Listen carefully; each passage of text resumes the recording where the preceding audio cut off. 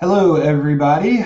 Welcome to today's webinar on creative trends in email marketing. We have a awesome discussion set up today, and thank you a lot for joining. We'll let people start to log in, and while we do that, I will just give you a quick overview of Trendline Interactive,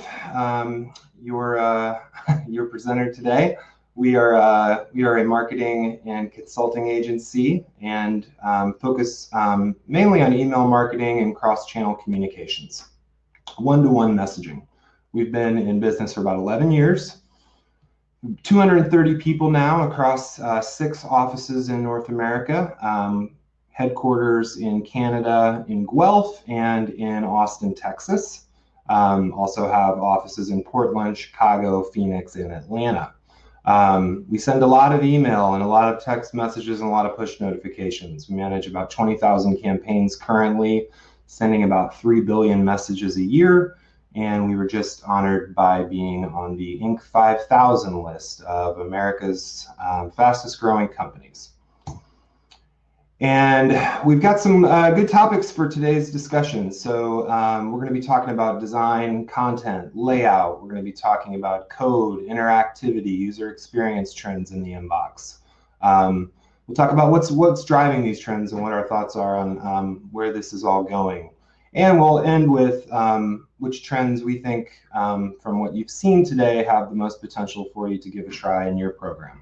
And then we would love your questions. We have time at the end. Post those in the chat, and those will get to us. For your speakers today, my name is Alex Williams. I'm a practice lead of our consulting group. I started the Trendline Creative Practice in about 2012.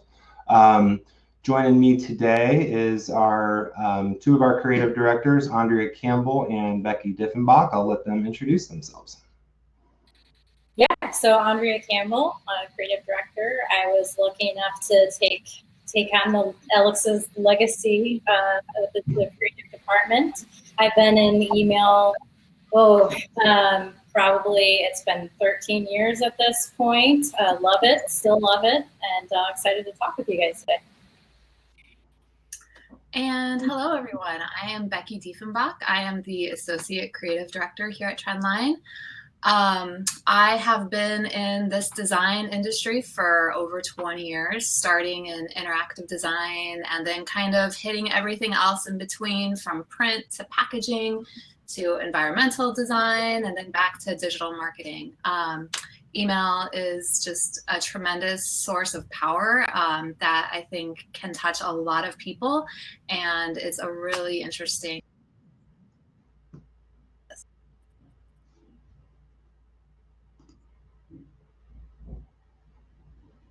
Okay. Well, I wanted to preface today, as we get started here, that email is a slow-moving medium, and previously in creative trends, email design systems, accessibility, interactivity, interactive emails, mobile. These are still hot issues today. We're taking a look at things that we've seen in the inbox, as some kind of a waves sort of take a while to swell an email. So the point I'm trying to make there is that when we use that word trends have a long shelf life in email. I like to look at this chart. This is from Litmus, the email testing platform, and they have a great site called Email Client Market Share, and they show you where people are opening up emails. So you can see from this chart from December 2019 to December 2020 that we're talking about a single percentage point or two on some of these inboxes, email clients. And the email clients really drive a lot of what happens in email, right? Gmail adopting responsive design a few years ago was massive. The iPhone still as popular as ever. You start to get down the list here, but so really the point I'm trying to make there is don't feel like if you put some effort into jumping on some of these trends, they're going to go anywhere. Things tend to move slow in email and stick around for a while. So we're going to start the discussion today with design trends, and really these are these are the visual aesthetics of things that you're seeing in the inbox that we think are trends and are going places. So we're going to start the discussion here with color. And this is I think a really interesting area that selfishly, as a designer, I love getting outside of the standard 2 colors in the logo has to be the whole email, and you're really starting to see people get into a lot of their secondary palettes and bringing a lot of colors up. So let's start the discussion there, Andrea. What are you seeing in the inbox as it relates to color? As what's sort of evidence here is we're seeing a lot of lightness and brightness and kind of serenity, almost spring-like colors, particularly in these examples. And I think that's pretty obviously, connected to the general vibe that's out there in the world right now. People are looking for comfort. They're looking for a light at the end of the tunnel, the spring at the end of the long winter of the pandemic. And I think you're seeing a lot of these sort of inspirational colors. And I think that's a really good kind of leverage to get into. If you have some of these colors and tones in your secondary palette, it can be challenging to convince, stakeholders that have different interpretations of a brand guideline to do that. But being relevant, being aware of what's happening, kind of what the vibe is a really good way to do it. And I think, as long as there's some core elements there that we're being mindful of as we're jumping into these secondary colors, like if you have a particular brand color, like your core, like brand color that's really associated with your brand, pepper that in a little bit, maybe in the CTAs, keep that logo in its core colors, and then you get that room to kind of experiment a little bit and shake things up. Yeah, to add on that, I would say just remember to always collaborate with your brand teams about color and have that conversation about possibly getting out of the box. It can be really powerful sometimes to see a campaign be a different color palette than what is normally seen for that company's email. And also, if brand isn't able, if there is no secondary color palette available, something that we've been able to do at Trendline for some of our different clients is use that brand color palette, but possibly change the transparency on those colors. And that can help bring in some depth to that email, even without bringing in a whole new color. But then also another thing to just always have at top of your mind is accessibility. It's very, very important for our emails, for all emails, and making sure to check whether the contrast and the font size is that right ratio. We use a website called accessiblecolors.com. It's great, and it's really helpful so that we know that what colors we chose is AA compliant. And then also the last thing to talk about with accessibility is that you don't want your colors to be extremely high contrast. You'll need to slightly temper the contrast there, so of your text in your background. So you don't want like a pure white against a pure black, because that can blur and move the text and visuals for some people that are visually impaired. Feedback, and I think there's one other nice tool. Sometimes things, when they get out of Photoshop or Sketch or Figma and they get into code, can appear a little bit different. Email on Acid, another email testing platform, they have a great tool in their campaign pre-check tool, which actually looks at your color contrast in your code with your color codes in your HTML, and it'll actually make those modifications for you. And you'd be surprised. Sometimes, you can't even really tell the difference of getting over that contrast line, but it makes a big difference to people who, have that type of vision impairment. Yeah, I think I wanted to point out on the Sonos example, I think a great little inspiration thing here is they really buddied up with the table in this photo, right? And if you think about your brand and your colors, I like here you have a couple different options within the logos, right? The Sonos one is directly on top. That Tattly logo, you're kind of peeking through the logo to see that color. It's normally a white logo. And then Fitbit's just keeping their logo separated from that header. But yeah, expanding your horizons. And I love the comment you made, Andrea, about mood. I think that the inbox can be a stressful, furious paced place. So, we always talk about in design, you're just trying to get somebody to blink. You're trying to get them to take a breath and relax and take in what you presented with them. And color can be really powerful to sort of get that calming blink that we're looking for. Awesome. Let's move on to our next here design trend, photography. So I think there's definitely some pandemic influence going on in photography, but I think this trend had been moving on before, where you really start to see authenticity, diversity, realism, getting away from these like terribly focused manufactured photo shots. We put some examples here together to kind of show those examples. I love this feather example because it's backing away from the photo and making it feel like a normal place does, instead of like a really stock photo-ish kind of crop and lighting. What are you guys seeing across the inbox on photography and emails? Andrea, we'll start with you. I'll jump in. So I think it's, you kind of hit on the point there as far as like realness. I think people are looking for images that reflect their true experience. They're looking for inclusivity. They're looking for diversity. They're looking for some signs that the brands that they're subscribed to are in touch with their experience and not just seeing the audience as sort of, a demographic or, a certain a mindset that we're thinking and being mindful about people's real life experiences.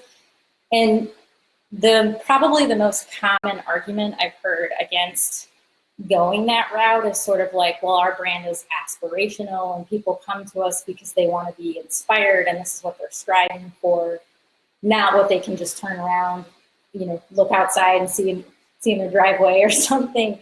But I think, and I don't know if this is sort of a direct influence of social media, but when you think about Instagram, one of my favorite things is like those photos where someone's taking a photo of someone taking an Instagram photo, and you see this like model and you see her photo and she's like looking out over this beautiful sunset, and then you see the photo of where she's in and she's like on a loading dock next to a dumpster or something. Like those are fantastic. And I think people know that there's artistry involved in this stuff. They know it's not 100% real, but they can appreciate it, and they still might go and like that model's photography. They're sort of aware. So that balance between reality and actually reality and aspirational, they're not mutually exclusive, I guess is really the point here. And so, definitely looking at these examples, I think there's a lot of folks that might look at the Nike shoe and say, oh, it's just a dirty shoe. Of course, that's going to grab people's attention. But there are other people that are going to look at that and they're going to be thinking, that's the shoe of someone who's out there putting in the work. That's the shoe of someone who's hitting the trails every week. I want a shoe that looks like that because I'm putting in the work. It's basically, it's a symbol of a successful athlete. And it's almost like, when I look at this, I almost see like a vague nod to like a Super Bowl trophy almost in shape, kind of like from a certain angle. And that's, again, telling us this is the shoe of a successful athlete. So overall, when you're using photography like this, I think the other thing to really note here is just sort of how unapologetic these images are in terms of taking up the space and how much heavy lifting they're doing in communicating the message. So I think we're going to see a lot more of this continuing that we haven't seen in the past in email.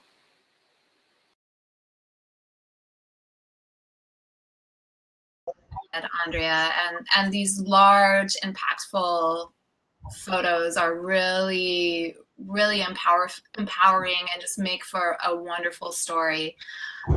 One thing to think about when using photography like this is just to be thoughtful about putting text on top of photography and how legible that is and how accessible that is for people to see. A lot of times it can be very tricky making sure that contrast is good enough for the legibility. On the left-hand side in that mobile feather email, the text there is white and bold, and so it's very legible, but just always be aware and thoughtful about making sure that text is readable. And then if you're doing a templated system, that makes it even more complicated, but there are kind of tricks that we can do to make that work, like putting transparent backgrounds behind the text and stuff like that. So there's tricks to be done, to be had with putting text on top of backgrounds, but it's always just it's a little tricky. But it's a fun challenge for all of us. Yeah, no, those are great points. One thing I wanted to kind of call out as we're working through this, you can see some of these trends cascading on top of each other, right? You've got these calming tones and the colors and the backgrounds here on a couple of these type of emails. So kind of as we work through these examples, you can see how all these trends are sort of buddying up with one another to create that vibe that people are looking for. Great. Let's go on to another topic here, which is illustrations. Illustrations are definitely, this has been, to me, it kind of started with a lot of the tech companies where they started to, create these illustrations. A lot of times they're like, my friend Elliot Ross called them blob people. But they do add a personality to an email. A lot of these things, it's grabbing attention, right? We talk about getting that blink, getting somebody to focus. We picked out 3 examples here. Illustrations are also great for animation. You can see sort of in this very, hand-drawn kind of machine washing here in this initial one on the left in this mobile screen. We have this bold king with, these people illustrations. And then we have this Google example, which is an illustration, but it has kind of that 3D realism to it. And I think Andrea, you mentioned Instagram. That's a very high-performing ad style on Instagram, having those different angles, isometric, all of those type of things. So let's talk illustrations, guys. What are you seeing there? Certainly, you can really identify, again, the cascading trends here in tone.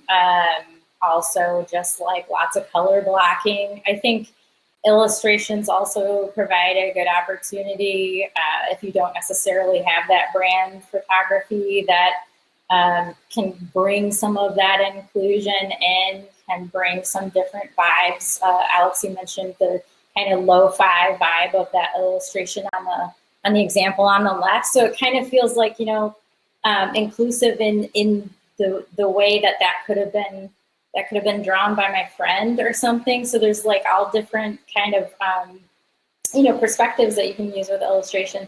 And I think the other thing that it really helps here, again, speaking to the example on the left, if you've got a message that isn't particularly exciting or that you don't get a lot of traction on or that folks tend to overlook, like this one is literally about washing your reusable bag, not like the most riveting topic, but it's a message you have to get out there if it's your product, like, hey, this is how you wash it.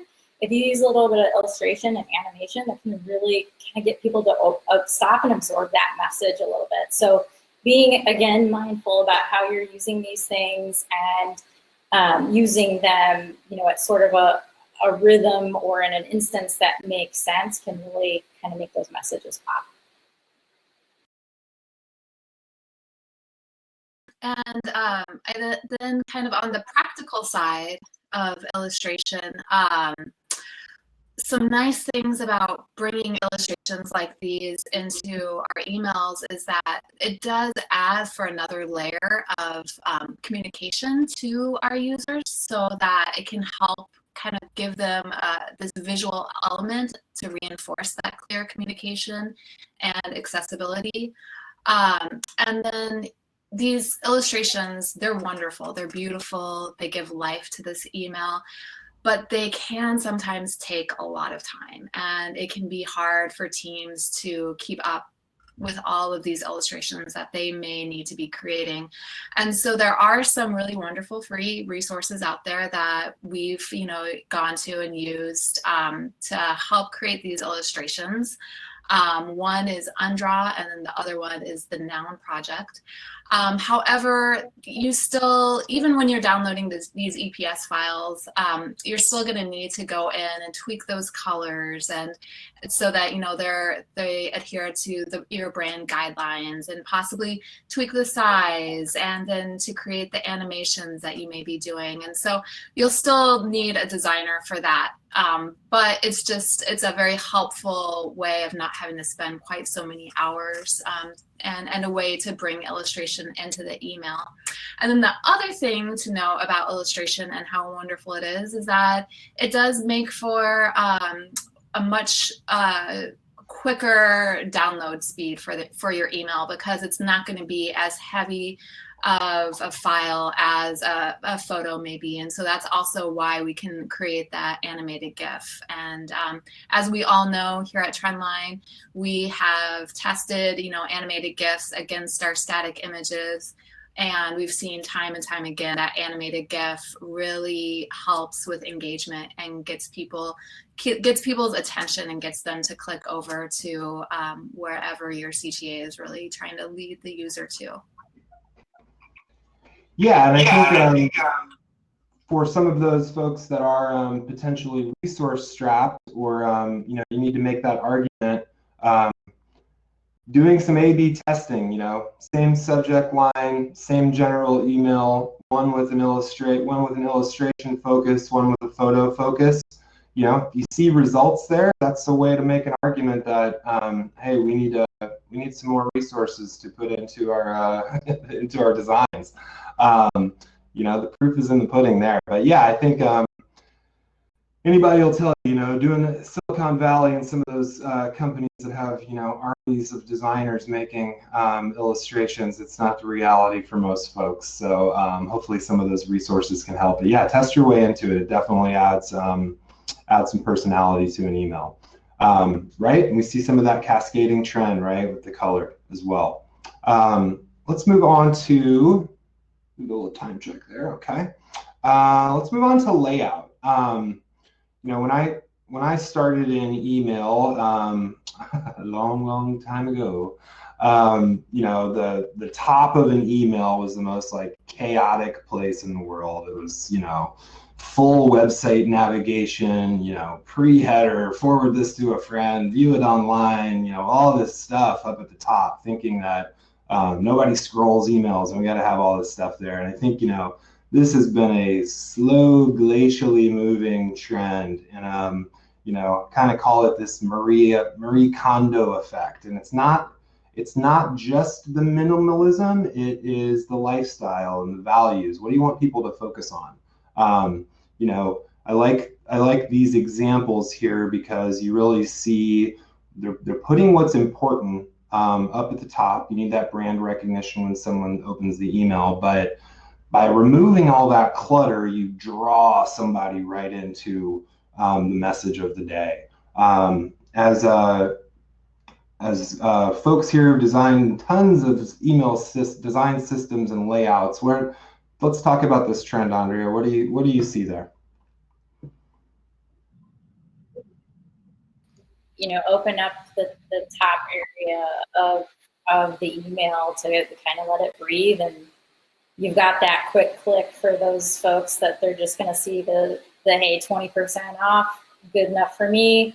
But you're providing a little bit more for those that are going to scroll. And I think what I'm seeing here that's so interesting is it's the layering of the elements in the email. So you've got things like you've got the illustration in that center one coupled with a real photograph.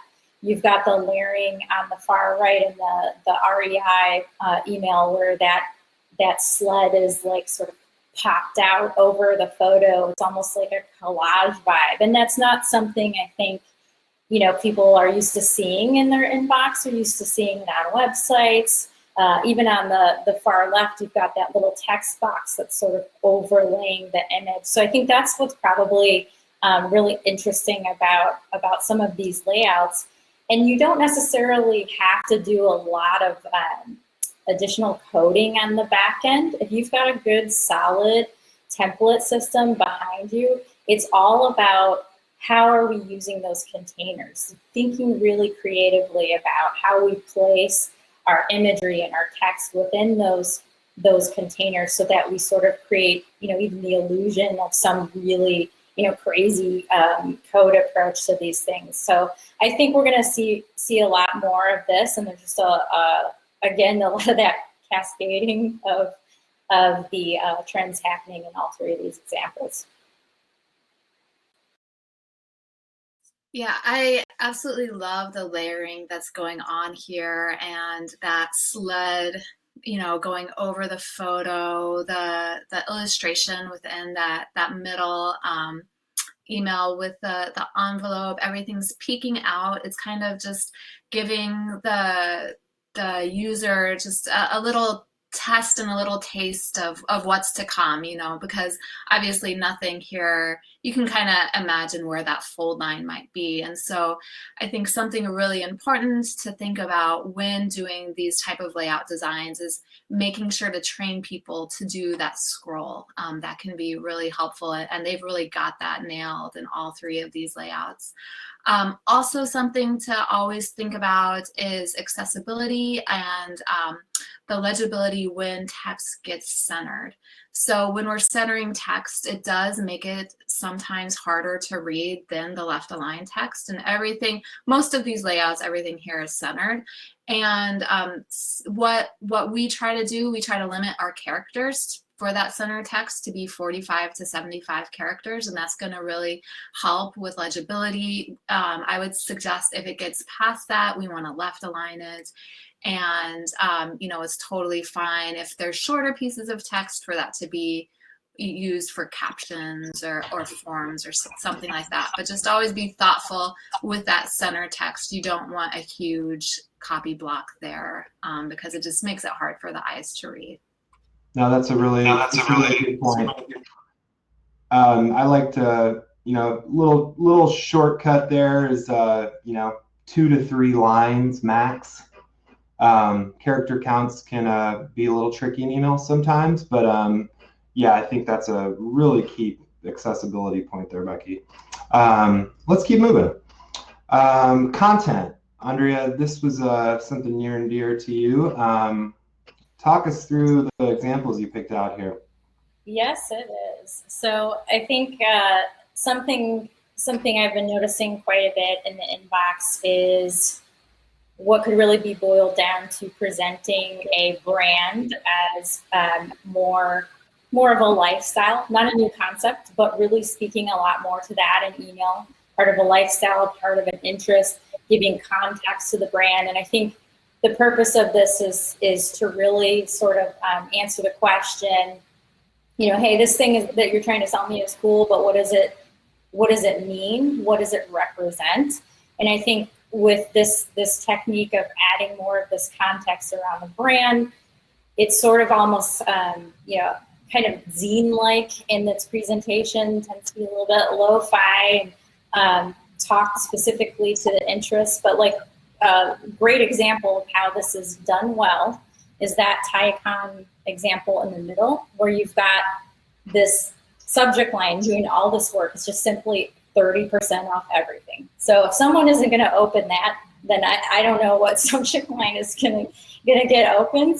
But then once you get into the email, the fascinating thing about this is the next time you see that 30% is just in that first little CTA there. You don't see a big giant 3.0 anywhere. What they do is they go right into giving you context around the brand and how some of these items are developed. And then they start talking about what's on their playlist, what are they listening to. And I think similarly on the left, the example, it's a record label. And so people are already pretty bought into the record label, but they're selling merch. So in order to say, okay, so what does this merch really represent? They talk a lot about the collaboration of the artist developing the merch and what that means and how that came to be, and just adding that context around that merch can really do a lot to like get into the hearts and minds of people. Again, it can be really tricky to do, especially because we're always telling people to pull copy out of email. But in this case, you know, if you can find that balance and you can find a way that it works for your unique situation, I think it's definitely something to kind of throw in now and then. One last thing I want to say about the example on the right, this is simply a novelty t-shirt, and it's only really going to be understood by people that live in a certain area that had a certain experience. And they talk about that in the secondary content, even including, it's almost like one of those I Spy games, like can you find the mushrooms in there? But it's sort of providing that relatableness and making folks feel like if I pick up this shirt, only the people that are in my club are going to understand what it really means. So definitely something interesting I think we're going to see more of. I think if there's an interesting story to be told, email is a great way to get that story out there. You know, I think in the past we've always gone to magazines or, you know, brochures, but, you know, it can be so, it's such an impactful way to send a message out. And, you know, you can tell that here they're really trying to not just sell products, but add quality to their brand, tell that story. And email gives, you know, a wonderful opportunity to be a great storyteller, which is one of my favorite things about email. Yeah, and you know, adding to that, you know, with this trend of journalists, you know, going independent and launching newsletters, right? That is a trend that, you know, people are spending more time just reading. You know, and so if you've got great copy and you've got things to say right now, you know, people are putting more attention into just kind of staying in the inbox and reading. Definitely, you know, good copy is a skill, and you know, telling a good story. But yeah, there's a definite trend going on there of you know, getting somebody to relax and read something in an email.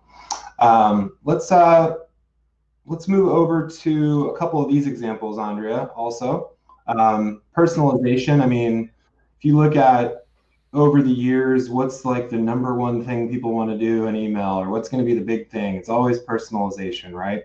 I think the example here you picked out had some interesting takes on that. Why don't you talk us through that?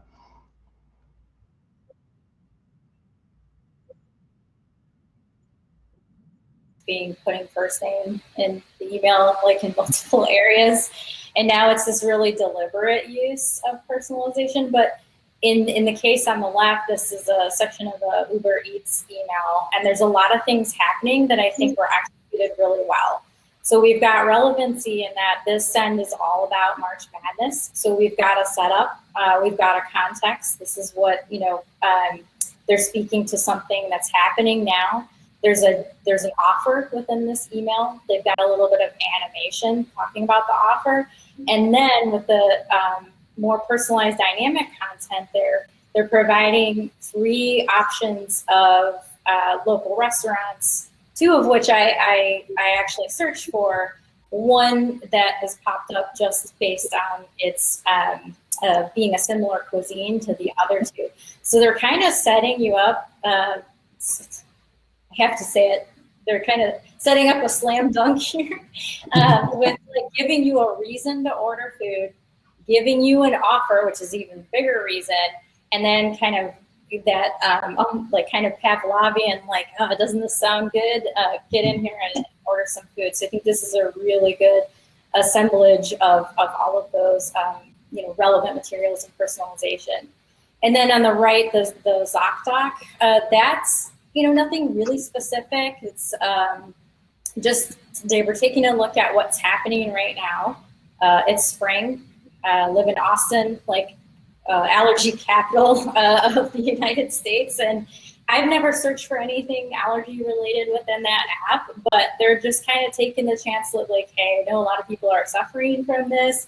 You're in the right location, you're in the right time. Maybe you need to book an appointment. So I think that on the simpler end, not much of all needs to be hooked up there, other than just paying attention to what's going on in people's lives, which I think is pretty cool. Yeah, and one thing I wanted to add there too, that relevancy of what's going on in the world. It's not going to be relevant to everybody, but be willing to take that step of this is something we know right now, and there's going to be some people that it's not relevant to, but follow your hunches there. Let's move over. We're hitting the halfway part here, so I want to move into the next piece here, which talk a little bit about, right? Dark mode. Dark mode has been around for a little bit. You're starting to see some adoption of dark mode. On the bleeding edge of it, Apple Mail, some of the places that really support those media queries where you can really customize that. You also have other inbox providers that are trying to do it for you. I've seen some real car crashes in Gmail's mobile app, for example, that does the automated dark mode thing. So there's a little bit on this trend. There's some defensive design around dark mode that you need to be mindful of, and then there's also the embrace of it. So I put a couple examples together, just kind of walk you through what's simple, and then a place to take it forward. I thought this framer example was really good example of just the simple things that you can do to jump on dark mode. Personally, I'm a dark mode person. I like, if any app offers me that potential, I always take it. I just like the aesthetic of it better. It's easier on my eyes. Some people also say, you're saving battery power. There's a lot of benefits to dark mode. But here in this framer example, you can see, yeah, we're flipping colors, right? We're changing our background to dark. We're swapping the logo out. From a white logo to a black logo. We're taking the gray button, we're shading it white. This is a really simple execution of just embracing that dark mode component. And I found when this ability came to us in email, one of the challenges is that a lot of brands don't have a dark mode style guide. So it's not necessarily a developer-driven trend. You can't just go to your email developer and say, make this dark mode. They can, but you want to think at it at a top level of what does that mean to our brand? What kind of choices? There's design choices there that you need to think through. But I think the benefits are massive. Our newsletter, I wanted to show this example here because this is kind of taking it a little farther than that framer.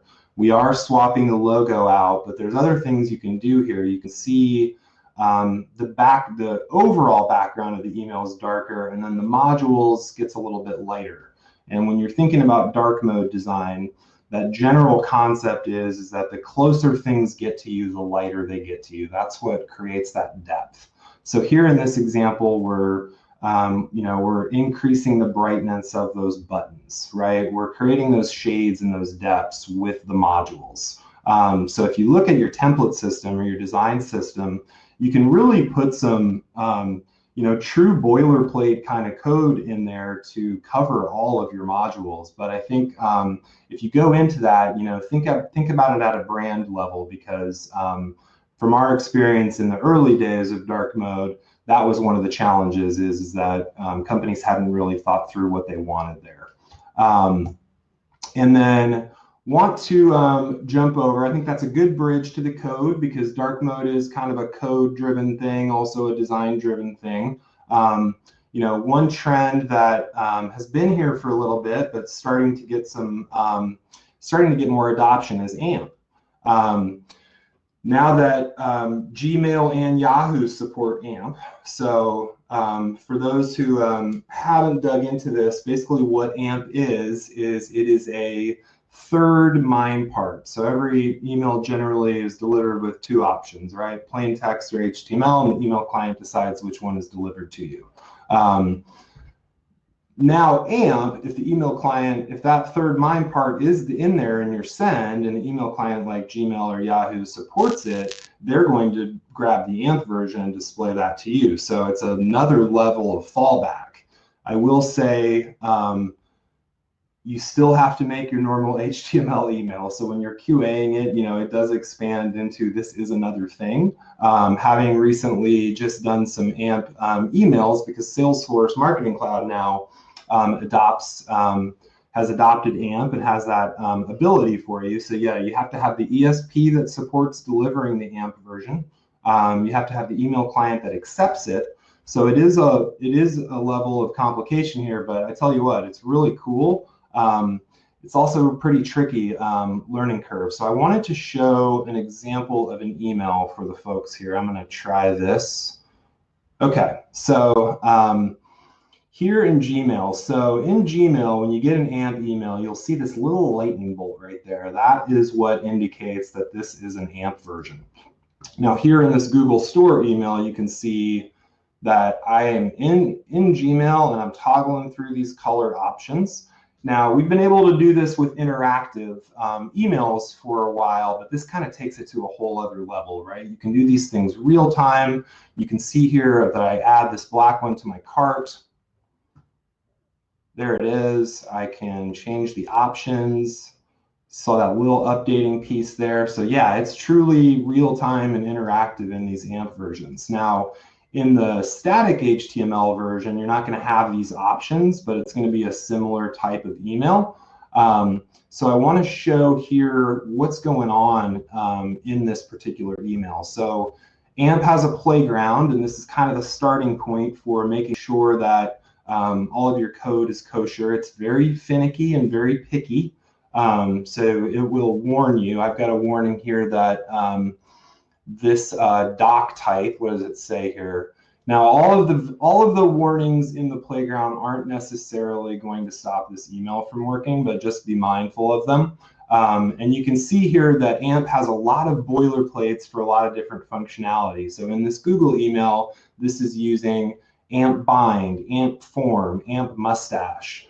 The other thing that was kind of heady for an old email coder like myself to get over here is you can't.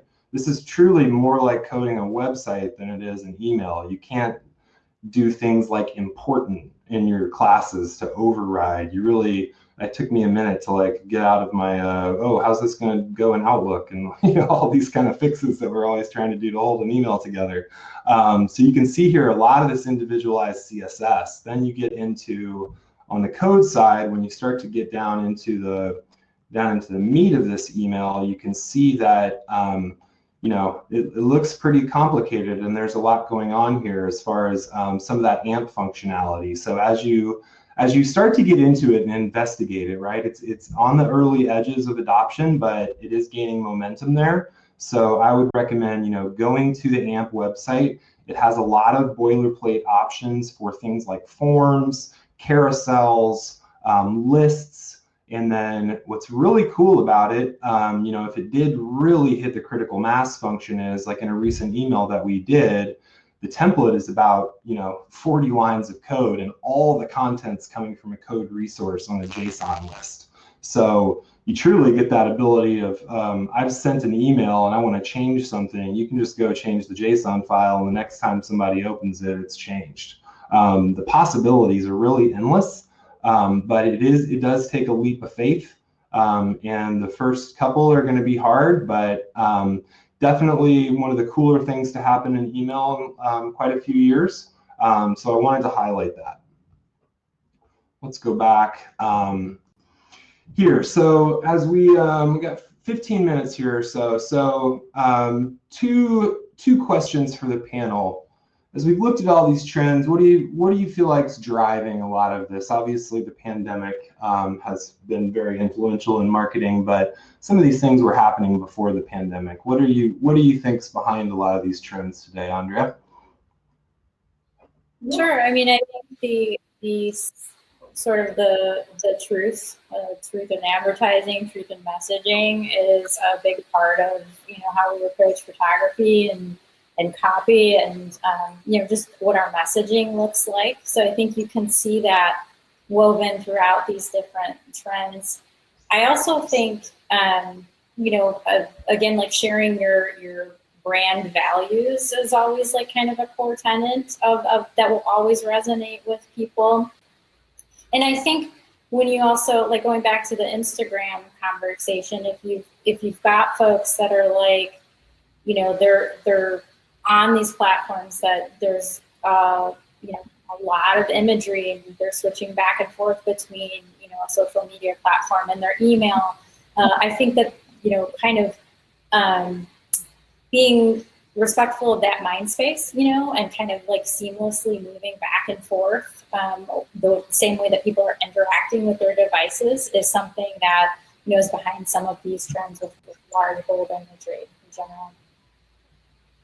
How about you, Becky?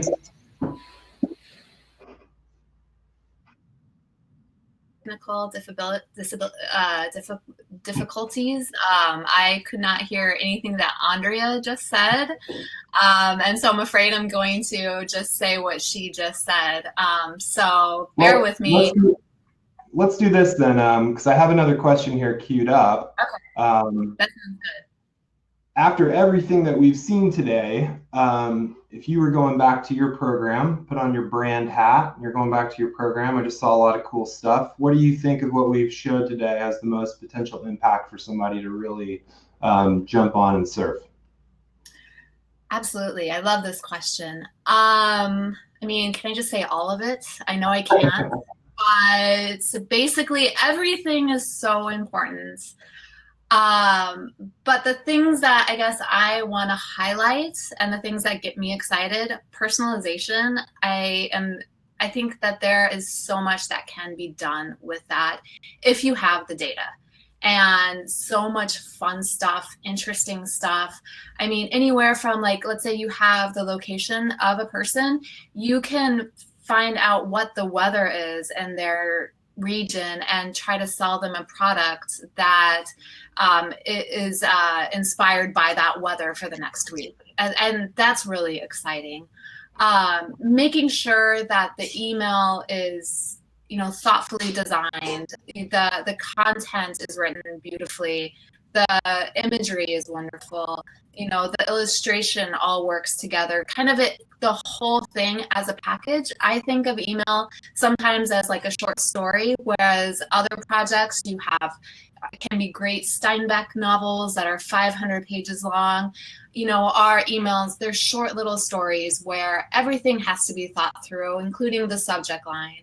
And so I guess, the most important, the things that are the most important are kind of everything, but the things that excite me are that personalization and just the making sure that you're telling the story and telling it well so that people understand it. I want to jump in. I think you can say all of them, Becky, because I agree with that. I think the approach should be is to go back and really take a look at your program and your unique situation and your unique needs and see what makes the most sense. Are you looking for just something that's going to, kind of stand out a little bit more? Are you looking for something that's a little bit lower effort? I mean, just changing a color palette is not a whole lot of effort, and that might be what's right for your program right now. So I think you can say all of them, and I would say, at the very least, if you can sort of get into, like having a dark mode style guide, making sure that you're respecting your users and their preferences and kind of accounting not just for dark mode, but back to the accessibility topic, people aren't only all dark mode and all light mode. Some people, like myself, I have some apps that are in dark mode, and I'm personally extremely light sensitive. If you come to my house, you'll wonder why I think I don't have any lights in my house, because I just keep things really low. But I don't have my iPhone set to dark mode, like as the iOS. I actually just keep the brightness way, way down. So that's where you really get into thinking about contrast and those sorts of things, is kind of your baseline, how you're approaching that to reach that spectrum of people's preferences and respecting that. Yeah, and I would no, those are great points. And I think if I was to pick out two, I would say the color component, I think, will unlock a whole bunch of stuff, right? If you feel like your creative possibilities in your email are very rigid, the color thing is going to spur a bunch of conversations, and it's pretty simple to execute. So that one might be a good one to start with, because it'll unlock a whole bunch of interesting things. And I think on the layout side, as you go back and look at your email, and you're trying to simplify it, right? It's a message, and I see a lot of times, I try to remind people, this isn't the only time, this one email isn't the only time we're ever going to talk about something, right? We get a lot of opportunities with email. That's the fun part of email. So really look and, what's distracting from my message? What stuff isn't really getting clicked on much, but somebody purchased something from it one time? Really evaluate your layout and make sure that opening the email experience really grabs people with the topic of the day, which is, to me, the funnest part of email. All right, we've got a bunch of questions here, gang. Let's go over to a few of those. Let's see. A question here is, what's the best width for an email template? Is 600 pixels still the standard? I'll jump on that one. I've always looked at 640. The math is really easy when you get into your responsive design and some of your components. 600 is fine.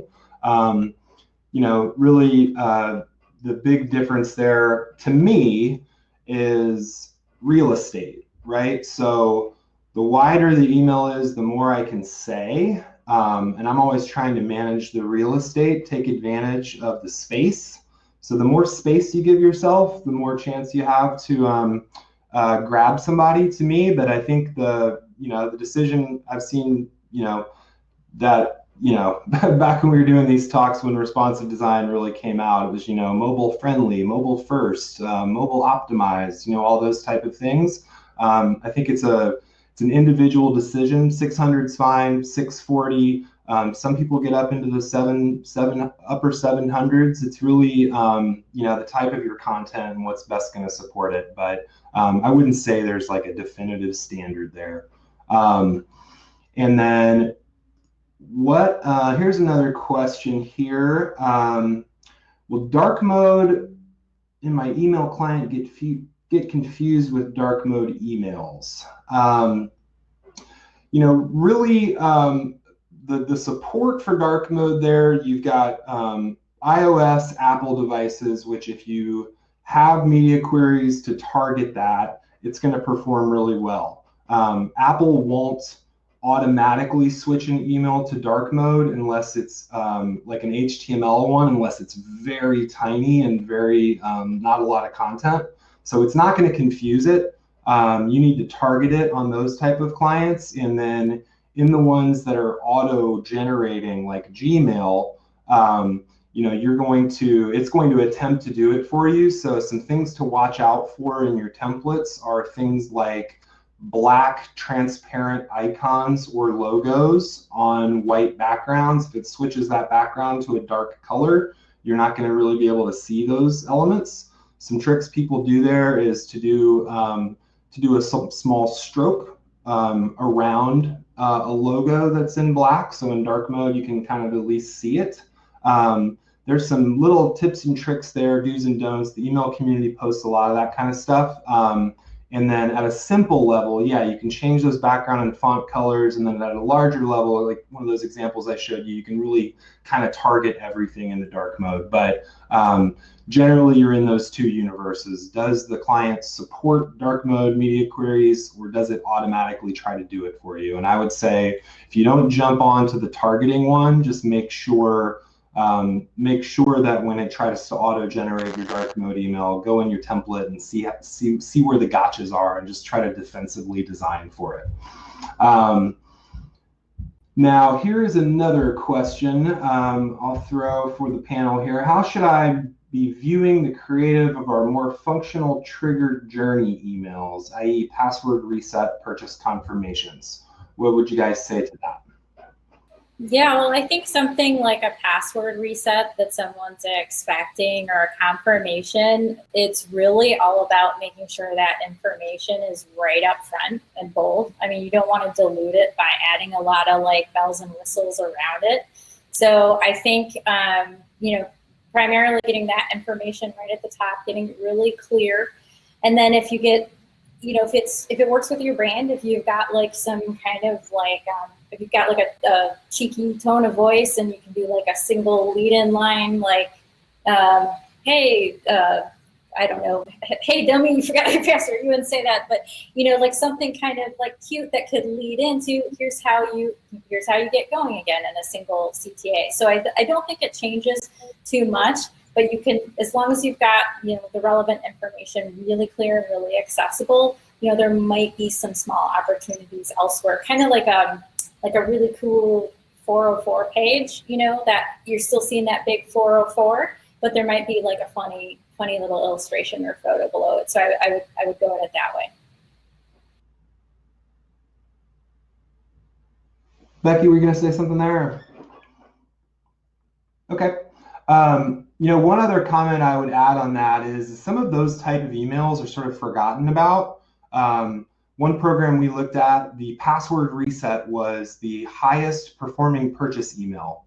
Makes sense, right? They can't remember their password and they're trying to buy something. Really, when you look at your program, if you put some thought into every single communication, some of those sort of random triggers are the biggest opportunities to optimize. Things like a double opt-in email, right? Look at your performance rates on some of those emails. Put a little bit of fun into them or a little bit of optimization, and you can see massive results. I'll cue this question up to you, Becky. In the photography section, you discussed reliability of photos, or relatability of photos. Would you consider stock photos relatable? Some of us may go that route because of the quality of the photos. Absolutely. We need to have stock photography. It's very important. However, I think stock photography has gotten better and better and better over the years. And there's a lot of good photos in there. If you're using the right keywords to search, just be really thoughtful there. That can be very, very helpful. Do something that is more detailed. Don't use such a generic search wording. Also, Unsplash is a good option for some free stock photography that I think is really, really nice and doesn't look too overly staged.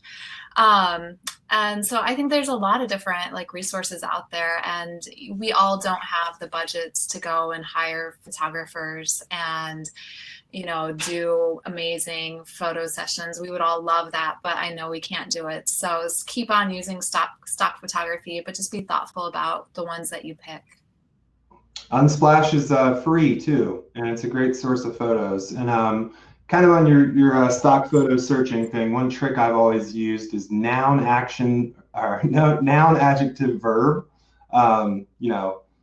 Man running versus happy man running on beach. If you can see a kind of photo in your head, give it enough search words, and you'll be surprised the better quality of the thing you had in your head. So yeah, noun, adjective, verb. Sad man sleeping on beach, or all of those kind of things. Just be more descriptive and you'll see. But yeah, I think stock photos are relatable. Check out that Unsplash. It's a great resource there. Well, some great questions. We couldn't get to all of them, but hopefully today was worth your time and you've got a few ideas to go back and take a look at your program. Definitely shoot us an email we'll try to respond to some of the questions we weren't able to get to after the event. But yeah, thank you so much for joining today, and excited to see what you all come up with when we check our inbox.